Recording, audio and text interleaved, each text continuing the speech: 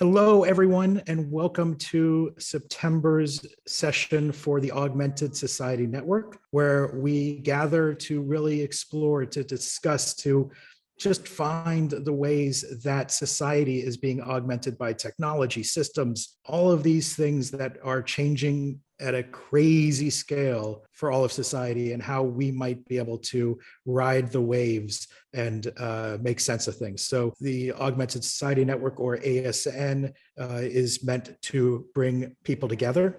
It is meant to possibly be a sandbox for participants to start projects within our sessions or take it offline and can carry on conversations and projects elsewhere. And thirdly, we're looking to bring things into this world to help foster change and bring comfort to all of society as we are dealing with everything going on around us. And so our sessions every month are typically different. I'm not going to talk long because I really want to hand it over to Zoe to talk about where we are in terms of creative. And there's a lot of things that are opening, closing, opening, whatever, whether it's going back into cinema to see films, whether it's seeing what's going on with NFT around the world, just all of these things in the exploration of creativity. And with what we've gone through in the past 18 months, what's our relation to all of these things? What is the value? What do we value? What attention do we want to bring to it? Zoe, do you want to kick this off and really get deeper into today's session? Sure. So Jonathan's given you a wider view. The title is The Human Worth of Creativity. And while we are interested in whether it's absolutely down to us as human beings to be creative and to understand the attainment, if you like, of the sublime, is it possible that what we're seeing now, which has been accelerated as a result of the pandemic and us being kept at home and having to experience things digitally more, how do we now define our art experience? How are we interacting now with art? I personally became quite good at staying at home, and it's experiencing my love and joy of looking at art, and began to explore more digital worlds. And in Las Vegas, we've got a new attraction, a new place to go, which is called Area 15. And it's a combination of experience, artists locally involved in creating rooms to have experiences on in a very real way. It includes Meow Wolf, that you may or may not be familiar with, which is an experiential group of artists based in Arizona. They have the Omega Mart here, which is a new experience, but it very much combines the real and the unreal. And what I'm very pleased with is local artists. So there's a real mashup there, and it depends on what it is you want from it, as far as I'm concerned, as to whether I determine it to be art or not. And then what I think is, what does it matter what I determine art to be? It really doesn't, because that's so up in the air. So it led us to start to question, and we've been questioning for a long time, what is real, what isn't, and what are the values now being placed on both real and unreal? How are we summing up the difference between fine art, art created by artificial intelligence, art designed as experience, art designed for a mass audience? Is art elitist? Should it be? Should it not be? I also absolutely love Grayson Perry, who the people based in the UK may be more familiar with. He is an artist, and if you want to get involved, he has the Grayson Perry Art Club on Facebook. You can join very quickly, but he had a series of programs on Channel 4, I believe, in the UK. And he's very much about the mass enjoyment of art and the importance of art being accessible. So I've got myself very confused. I'm also confused by the values that we're seeing in the non-fungible token arena. we can talk about that as well, because that's blowing my mind. As a practicing artist myself and technologist, is this something I should be getting involved with?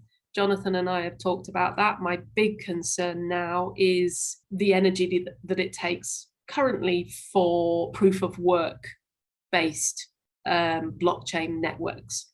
So it comes as a mixed bag. It's a very exciting new world, but it's a world that's eating away at our sources of energy.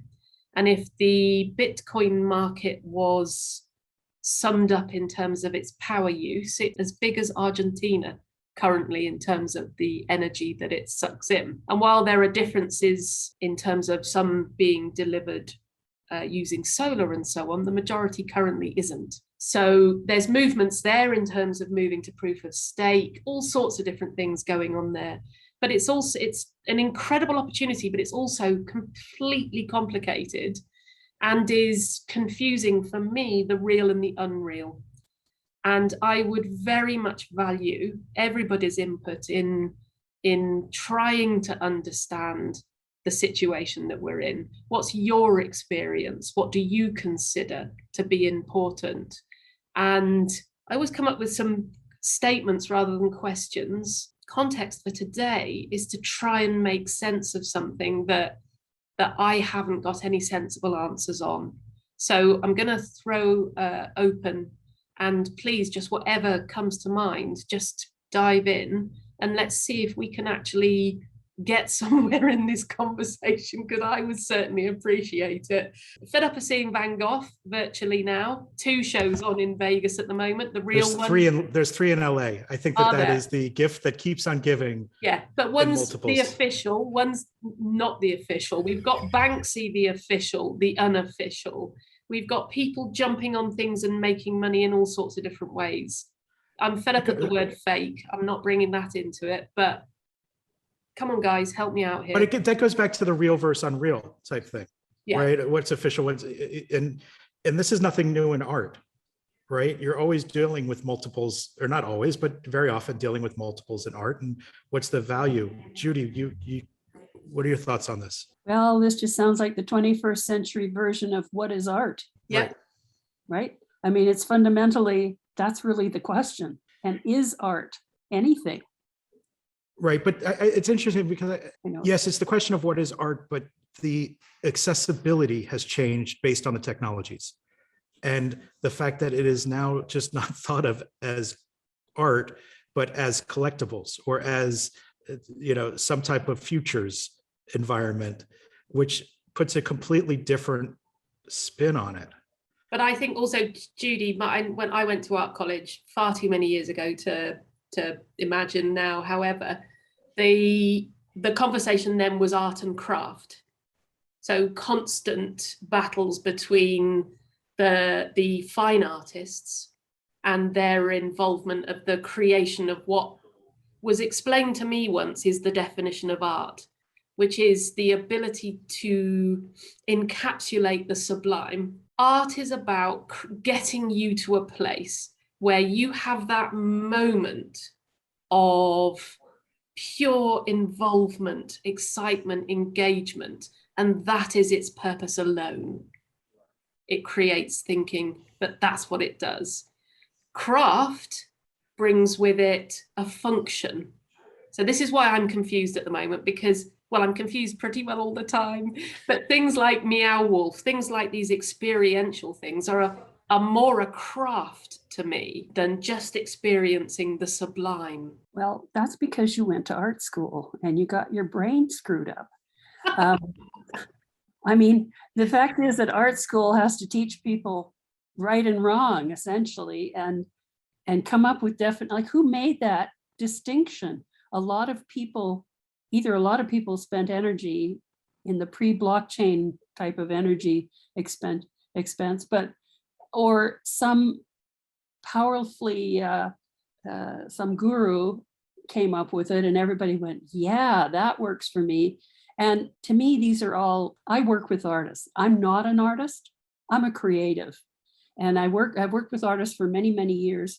who get stuck on these very things. They don't like to call themselves an artist because they haven't been validated externally, or they have their own, exactly what you're talking about. Is it art that I'm doing, or am I a fake? And I say, whatever you do is fine, just do it. Yeah. And the fact is, what we're really talking about is what's worth paying for. And after all the years I've put in as an artist, how dare these people take it in this direction and make enormous amounts of money? It's not art, or it's not, you know what I mean? It's who cares? Let them do it. Let the people with all the money who want to pay to go on SpaceX and take people with them. It's just wasting resources, but it's theirs to waste, apparently. So I guess that's me being the cat among the pigeons. But I've worked with artists for years and years and years, and for the most part, there's so much art that doesn't get done because artists are in their, if not just in their heads, within their little cliques, or the fact they didn't go to art school, stuck. And we're not seeing a whole apartment full of paintings because it never comes out the door, right? So this whole idea of this latest thing, the non-fungible token situation, I mean, it's a trend, or it's a fad, or it's another way of pissing up a rope, as far as I'm concerned, of saying, if you say NFT and pretend you understand what it means, you get one up on somebody. Now you do, I mean, you get it as well as anybody can get it. But I think your point about energy is hugely important, but that's only, it's only tangential to the art part. Yeah. The fact of I think what appeals to me about NFT is the idea that somehow we're still trying to find a way to give credit to the artist where it's due, and to make sure if anybody benefits financially from the work they do, they get some piece of it. I agree in terms of the contractual element that you can build into any NFT that you sell. The interesting thing is again, nothing's new here. When we went to a better printing press, it was the same type of thing, that it was just a different form of being able to get artwork out to the masses. The interesting thing with NFT is that it's not just art, it's items. So, there are sport teams that are already moving into the realm of, we're going to sell 40 NFTs of our championship from 40 years ago. Somebody's finding value in that. And it is all about, Judy, you brought up a really good point of resources, and everybody feeling like there's finite resources. And if you change that to infinite, then we're talking a different ballgame here. I do think what's really compelling, though, is the financial side of things, and the fact that people are really calling into question the monies that are being spent, whether it's real currency or cryptocurrency, for art. It's always been the case where the people that have either purchased the big pieces of art because they heard it was hot and they stored it away somewhere, or there were the sponsors of artists back 1,000+ years ago that the artist would be nowhere, wouldn't be able to survive if it wasn't for that family, that rich family that was giving some of their money to that. It's all that to demonstrate their wealth. Like, yes. This is me. Art is wasted on the people that buy it for the most part. Right? Yeah. Well, I agree. And I think the point that we're making here is that what it really boils down to is very similar to home ownership. The creation of art, whether it's an ephemeral type of thing or whether it's a painting or whatever it is, if that's your source of income, if you expect that there's going to be a transactional situation around that, then you have to define what it is, and you have to have something to transact. But at the same time, if you go to buy a home because you need a roof over your head, that's your home. But then there's people who speculate in real estate and make it unaffordable to live in places like Vancouver, because people who don't live in Vancouver are buying up land, and there's bidding wars over the price of. So it almost seems like this, in a way, it's a similar thing, because there's something about the heart and soul and the creative spirit involved in the production of art. Like, the value of it is in producing it to the artist in a way. And I think we get sidetracked by these arguments about what is art and what isn't art, whatever people want to buy, people can buy. But the fact is, if there is a price paid for work that you've done, there should be, in some way, that price should have an effect to you. And what we're trying to do here in Canada is, have it be that, when there's a resale of a piece of art, that there's still a percentage that goes to the original artist or their estate. Now that's just logical to me. It has nothing really to do with art and everything to do with commerce, authentic ethical commerce. I don't expect that the worker on the Ford Motor assembly line should get a royalty for every time somebody drives their car, but it can be ridiculous. But that's really where I'm coming from. I don't know if I can say it effectively, but that's kind of the essence. I feel there's a similarity, and if you try to argue about, when you try to talk about labels, who cares except the people who want to pay money for it? Yeah. So I think, Judy, you keep on bringing up a lot of great points, but to that point about the person on the line in Ford, whether they should get residuals, we see artists that even have small roles in a TV series. And granted, that whole industry is completely changed, where, for instance, Netflix does a straight up buyout. There's no more residuals that you're going to be getting for years. You might get $50 one year, $5,000 the next year. So those artists had built into their contract. The artists of the automobiles didn't necessarily do it. And so maybe theirs was a buyout, right? So even with that, trying to compare based on what am I getting on concurrent sales or subsequent sales, that was sort of already baked in, I hope, to what they were getting originally. Wow. I mean, this is such a complex question, right? Because even the idea of art being so purposeful, did art have a different purpose of being able to share means and its point being a transmission of culture and values? Is that where art started? And then over time, it became a form of expression. And then over time, it became a form of entertainment. And then over time, it's become something you can collect and has some value. And then does it stay artistic if you're doing it for your own mechanism of expressing how you perceive and experience the world, or you're doing it for to entertain people? And can we even call those both of those things art? Also, interesting question.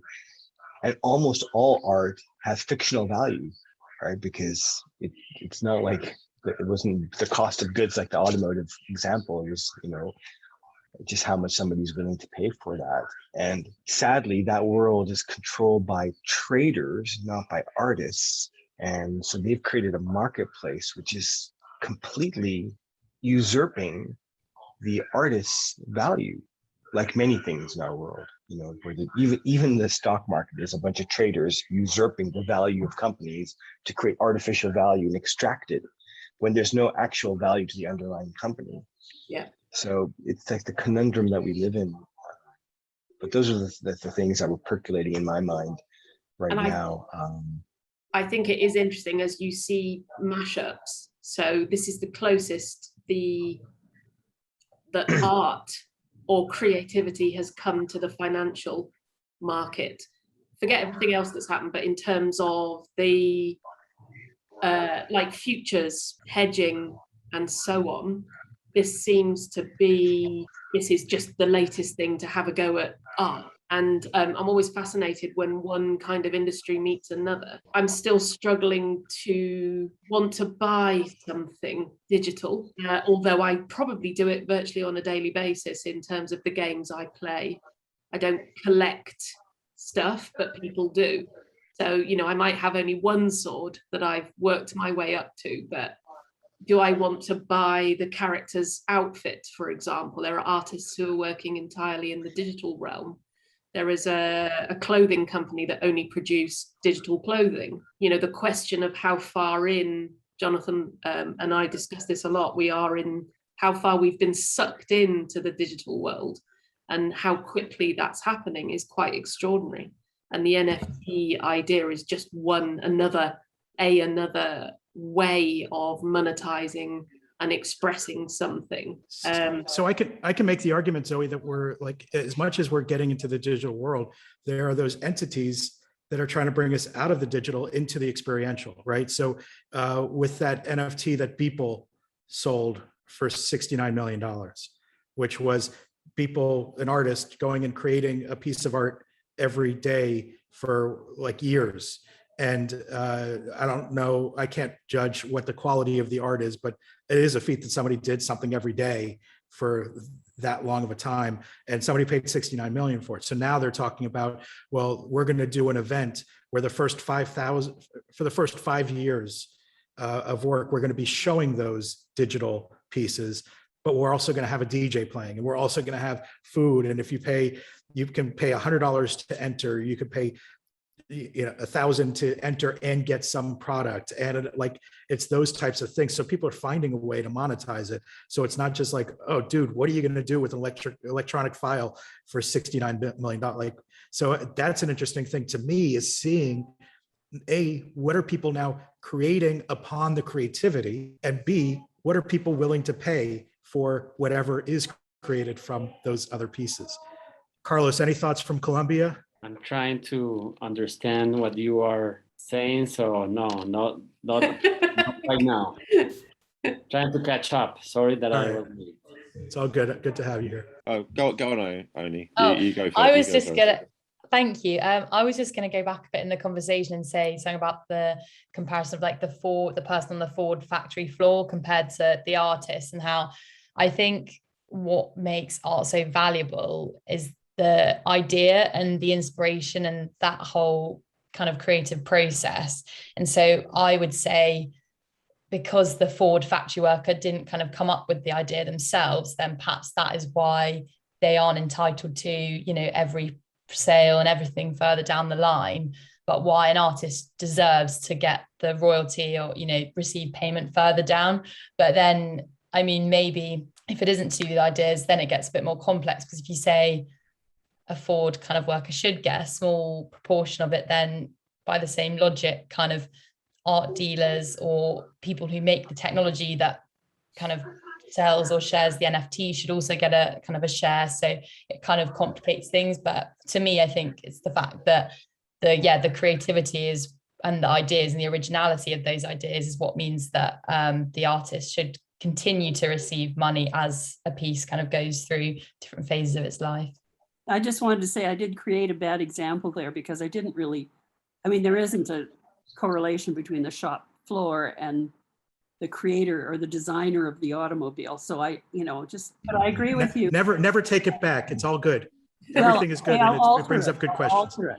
There you go. Alter it. So, you know, there's a prophet at Stanford whose name is escaping me right. He talks a lot about copyright laws, and you know, Disney, and then he kind of attributes him, he calls them the Mickey Mouse laws, because Disney actually didn't create Mickey Mouse, he copied it. And so, you know, it's an open question. Like, all artists are inspired by other artists, and do we actually limit the possibility of innovation by copywriting things, or should we actually open up art and go the exact opposite way, that, you know, you create it, you deliver it, you experience it, and then, you know, it's into the public domain where it can once again get reutilized? Or should we create this artificial mechanism for creating value, which of course is justified by the artists being paid and being fed, but in fact, as we were discussing it's the market traders who actually make most of the money of that artificial claiming of value. And I think, again, it's a really big and kind of curious thing for us to think about more broadly, as you see the values of, you know, companies like Disney and Netflix who have ownership, who take ownership of something that was a creative process of many people. And I think it comes down to attribution, right? Because there's a really good series on Apple Plus TV with Mark Ronson, where he looks at all of these art forms and music that were originally sort of blown off as like, well, that's taking. So whether it's sampling, whether it's sampling music to build, whether it's a resonance type thing. Sorry for noise in the background here.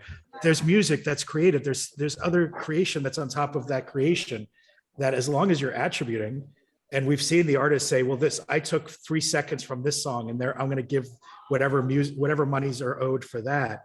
And then Amit, I would also go the other way. Would that show even exist if Netflix didn't pay for it?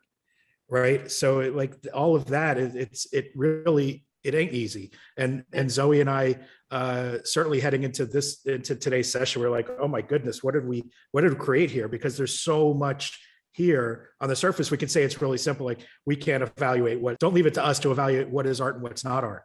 But there's all these implications that are brought up, Judy, even to the point that you brought up about the person on the factory floor. You know, if there's one Mona Lisa, very old example, I know, there's one Mona Lisa and it's worth whatever it's worth. Who knows? It's a lot, probably. I couldn't buy it. And there's one picture of it. There's one picture of it in the whole world. And I own the NFT of that one picture. How do I feel about that? I have that one digital file. No one else has got a picture of it. Otherwise, you can't see it unless you go and see it. I don't even know what I'm saying, but is that just rubbish? I'm trying to sum up how I feel about something that's digital and something that's real that I can't even see at the moment because I can't travel. So if I can spread the joy of the Mona Lisa and share that one photo, then it's more valuable because I can transport it around the internet, whereas the real thing has to stay where it is. Am I just talking rubbish? Not talking rubbish, but you brought the word ethics, or how do I feel? And, that's where things get crazy because, there's a lot of single works of art that are owned and in hiding, or they're on walls that nobody can see and that won't be shared. So we will never see the full length and breadth of what's available or what's been produced, I would guess. So these little ethical, moral twists that we go through about what's right and wrong starts to get into it, rather than what's art and what isn't art, or what's available in a narrow way and what's transactional. And this is why these conversations get so ridiculous, because there's so many elements to them and layers, and every person who's come into this conversation has a thought about it. And so once you start sharing those thoughts, it starts to get way bigger and more complicated than it needs to be. Or, if we just tackled the one thing, for example, did Beeple get paid $69 million, or is it bullshit? Did he ever receive the $69 million? What's that? I'm sure he received a percentage of it. I doubt all 69. Well, just like at an auction house, they're going to take their commission.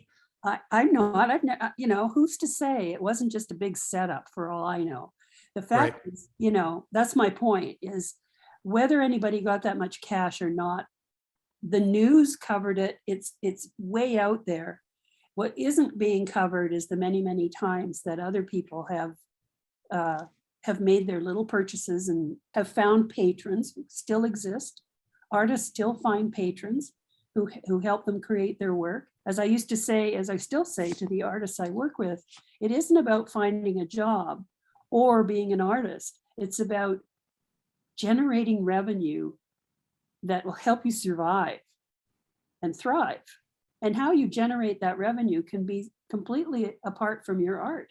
If nobody wants to buy it, doesn't mean you stop producing it. It means you have to support yourself somehow. And there's nothing inherently unartistic about that, let's say, for sure. And so just like a massage therapist, there's only so many hours in a day, there's only so much you can deliver, and that limits the transactional nature of what you do. But there are other ways you can share what you have to offer, whether it's a skill set or, putting in hours at Starbucks, whatever it is an honorable way to generate the revenue. If you leave that out of the equation, whether art generates money or not, then it doesn't really matter. What I find really fun, the thing about Bitcoin and all the rest of it is this too shall settle down, right? Yeah. You know, technology is, there's so many different ways that there's new technology. The whole thing about Bitcoin is to decentralize the monetary system. I don't know if that's really happening, but I have to say, you have mentioned a lot of things, Jody. It's like, as always in this conversation, it's like a never ending. Once you start, right? It just can't. It's a never ending moment, which this is what it's interesting about this conversation. So hearing you and saying, well, first, Zoe, no, there is no rubbish in this conversation. It's a valid question. And because art is an intangible, and we have problems with how to value intangibles, not only in art, in a lot of things. And if you are an artist, well, you want to be fairly paid by anybody, and you don't want copies without receiving your royalties, not only in art. But I was thinking about the MIT by Gardner, the multiple intelligence theories, and everything that they try to do, stating that within schools, you should teach all the intelligence, not only the rational ones. And it's really sad to see that the art teacher is not as important as the math teacher. And I think that was the purpose of Gardner and others to make moment that we need to invest as a species in all the intelligence, not only linguistic and mathematical. And when you see the decision that humans have to make in order to, oh, I want to be an artist, but then I won't have money to live, then I become a manager, or then I become whatever. We should do something about that, because society should be designed in a different way that everybody will be able to experience and produce art, regardless if it's the Mona Lisa or whatever, is the action of using art as a way of expression. And schools, the workplace, well, the family, the places that we are, we should have that space to produce art and to feel artistic. And I think everybody has a vacuum, a soul vacuum, all of us, because we don't have the time to be artistic, either photography, dance, poetry, whatever. I was thinking that we should have another collective piece of text as the one of education with art or something like that. Those are my thoughts so far. I would absolutely love to do that. For those of you that don't know, we produced a paper earlier this year on learning and education, and there were 30 plus authors from around the world. You can get to that from our website, but equally at the RSA. We were always going to do more, Carlos, actually, except that one paper was just such an effort and we needed a break. But I think that would be quite an extraordinary thing to do. I think understanding what it would be about would be very well presented in terms of themes, because then they all have different elements to them. Finding those and securing people to write about them would be a whole nother matter.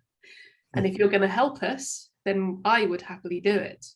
And I think it would be something, I mean, it certainly lights my fire to be able to talk about. Yes, we talk about sustainability, and we talk that we can have like child labor, and we talk about things that everybody says, oh, that's okay. But 100 years ago, that was not okay.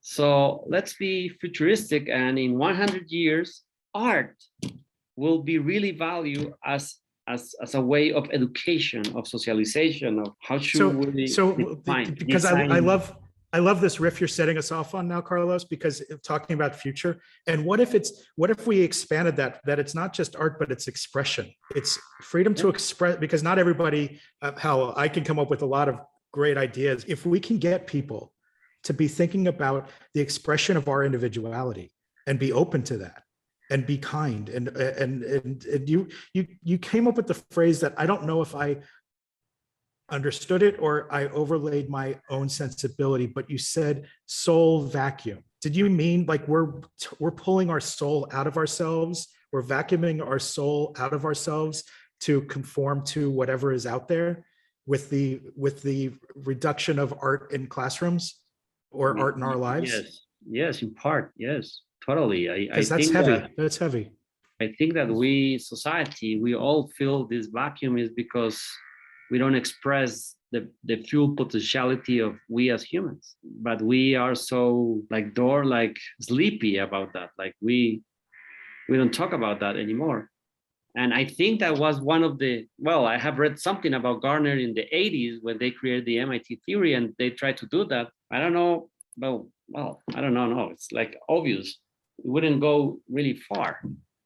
But yes, I think maybe we don't know that we are feeling that because we are more emotions than rationality, and expression and art and aesthetics is immaterial. And we need that as human beings.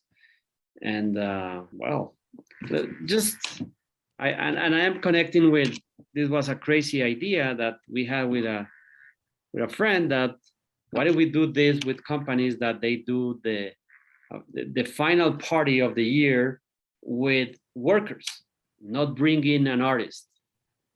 And well, we brought some artists, but I remember the smile of this woman from finance or marketing or whatever saying, oh, I'm going to fulfill my dream. I'm going to sing in a place with another people in the party of our company. And it was like a huge smile.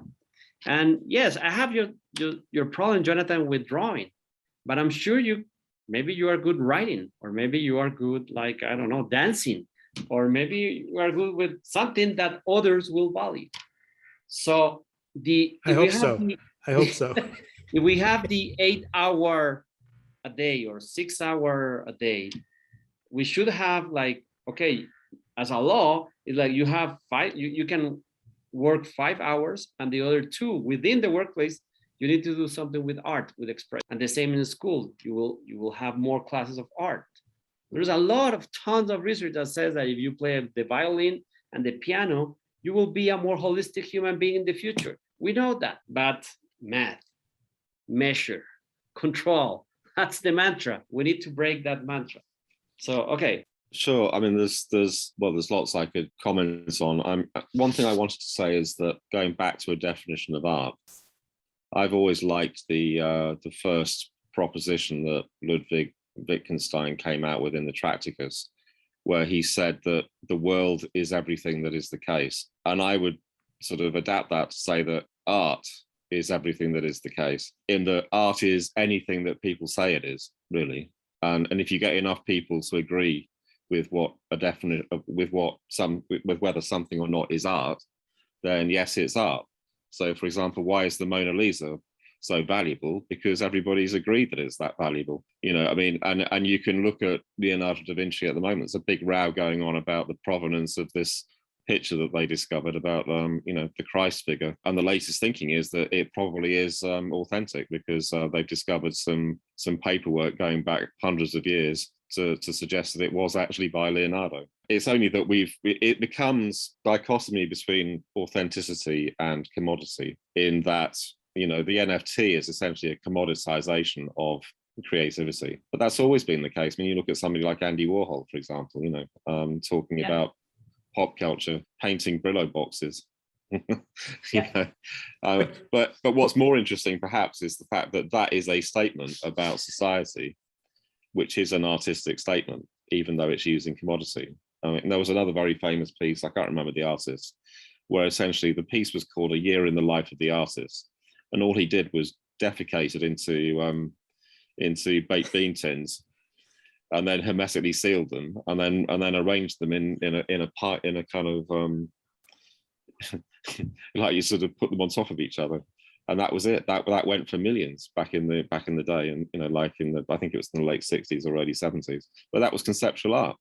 Yeah. Yeah, but the art in that wasn't the process of going through the motions. Literally, it was a comment on what that artist felt the business of art was all about at that particular moment. The storytelling. Yeah, and there's to take another example from the last week or two. I mean, like the British tennis player Anu Raducanu has just won the US Open, and there's this moment where she comes across as being incredibly authentic, but there's this kind of capitalist kind of desire to kind of impose restrictions on that authenticity to then create a brand which they can sell. And art is if you like, I think art is as a reaction to that process, whereby art is always struggling to do something new, or to come up with some new perspective, which is being dragged down this kind of capitalist kind of direction. I mean, and also to think about technology. I mean, that was another thing I wanted to say. I mean, you probably realize, the technology of the day always has an impact on art. So, for example, back in the 1870s, the reason why Impressionists did loads of pastoral scenes of people sitting having their picnics in the by the river was simply because somebody had built the rail system. So they could actually travel there, and somebody also invented the kind of portable easel, so you could travel around with your easel and your paint, and you could get to these places. And you also have artists like Anish Kapoor, for example, who bought a color. Yeah. I absolutely see what you say. Yes. Yeah. So all an NFT is, it's on a continuum. It's just the latest example of technology that is having an impact on art. But it's interesting because it's also going back to that, it's also going back to that capitalistic element that you were talking about too, because you're also able to ascertain provenance with it. Yeah, well, I mean, but that's I think what's interesting with NFTs is actually the comment on society that allows NFTs to be so wildly expensive. I think that's interesting. I mean, from a conceptual point of view, you can imagine somebody like Damien Hirst having fun with that as an artistic idea. Yeah, right. But is it because it's finally something that people that have been prospecting with cryptocurrency, they've been prospecting for all this time, haven't really been able to spend that cryptocurrency on much, if anything. Well, maybe. And now here's an opportunity to pay something for something. But that's actually an artistic statement, isn't it? That I think it's interesting that these people with too much money to burn are investing in something that could well be the next, Louisiana, if you like, or the next South Sea bubble. It's quite likely that it will be like that. I mean, who's going to buy this stuff in the future? Right. Who's going to pay Who's going to pay 69 million for that guy's NFT in the future? And yeah, absolutely. I was thinking of, was it Tulip Mania in the 60s? Well, exactly. Yeah, exactly. Yeah. Yeah, we've seen all this before. Yeah, and the .com boom. I mean, well, even in collectibles, you look at the early 90s with trading cards, and in that case, people started spending a lot of money on trading cards. And so the companies just started making more trading cards. They glutted the market. And so a whole bunch of people spent a lot of money, and there were those companies that produced them made a lot of money, and then it was all gone. Yeah. That's what will happen. NFTs will be so ubiquitous, it will be like buying a pint of milk in the end. Yeah. So we've come all the way back round to Judah's point in the very first place, what was the point? The point is this journey of I just think it's interesting as to why people, it's almost like the psychology of why people decide that they want to spend that money, which I find interesting. Yes. What persuades somebody to spend 69 million quid or dollars on a thing which, I mean, I guess it might be a copyright thing. If they own this thing, then they might be able to trademark it and then make some money. But you're not going to recoup $69 million. And I mean, I'm sorry, I'm in a state that just spent close to $300 million of taxpayers' money for a recall of a governor. Well, exactly. When there's a vote Yeah. happening in 9 months anyway. So like all Exactly, this stuff is just exactly. lunacy when it comes to money. Well, I it's think at this yeah, point. and people like to be proved right, don't they? I guess so. They back winners, and I guess if you're going to have an NFT of the Mona Lisa, then at some level you think you're gonna, you backed a winner in some sense. I love the fact that that has come full circle. This gives me an incredible feeling of what am I going to do today now that was different before, or if I didn't have this conversation. And that is what I love. Yeah, and I what love Judy, that. Yeah. and what Judy said about do what you got to do. Yeah. And if you haven't done it, then it isn't there. So if you haven't taken a step, it doesn't exist. And this to me is one of the important things about anything in life. It's up to you to do it. I remember the thing that I was going to say, which I think Go still on. is relevant. Do you remember the auction of that Banksy quite recently, where the whole thing got shredded? Yeah. That was the art. The art wasn't the thing that was being auctioned. Yeah, the art was the idea of destroying something in the auction room. But it is up for sale again. As I know. But you see, that's the commodity now. Yeah. Of it's they're trying to sell you that experience all over again. Yeah. But because it's no longer an original thing to have had that idea to destroy something in the auction room, then it becomes a commodity. So we've got tickets for a Banksy show that's happening in a warehouse in Culver City, which is a city, part of Los Angeles. And now I'm questioning whether any of it's going to be real or not. Well, does it matter? I mean, it doesn't matter. Exactly. The art isn't necessarily the artifact. It's actually your experience of going to the show, isn't it? So right. Which also is interesting. Yeah. Yeah, the artist himself, if you look on his website, considers those not to be real. The list of the exhibitions includes that one. He has not sanctioned any of it. But that's part of his mythology. Yeah. Once you remove a wall that has a Banksy painting on it from the wild, from where he placed it, it's not real, right? So that whole thing is real. Like it's that's this tussle between art and commodity that I'm saying. If you remove a Banksy from its original location, but it's not even that though. It's recreations. They've been recreated. Okay. So I wouldn't go, Jonathan, if I were you. but don't you think that's the whole point of Banksy? To kind of the whole point of Banksy is this whole conversation about authenticity and right. But then most of them are just very rich people lending one of their prints to this. That was what the Las Vegas one was.